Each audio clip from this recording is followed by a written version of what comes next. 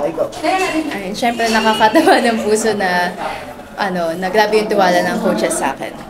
Pero syempre pinagtrabahuan ko din naman yan, kaya go lang na go.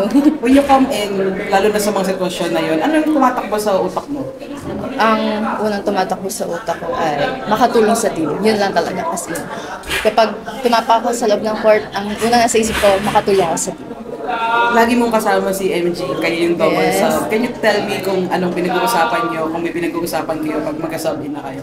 Actually, lagi lang sinasabi natin MG na kaya natin to, bebe, kaya natin to. Yun lang talaga. So, lagi niya din sinasabi na kailangan natin makatulong sa kanila sa loob, lalo na kapag lamang yung kalaban. So, Ikaw yung, kumbaga sabi mo, bebe ka ng team. Can you tell me about yung dynamic mo with all these players na hindi lang yung biological sister, but you know, also a lot of other veterans na parang mga ate mo? lagi kasi silang, ating-ate talaga sila sa akin kahit sa labas ng court.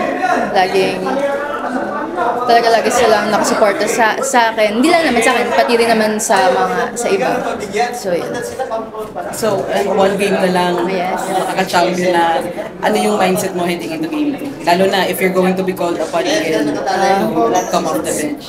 Siguro same lang, para tuloy-tuloy lang talaga yung magandang laro. Thank you so much.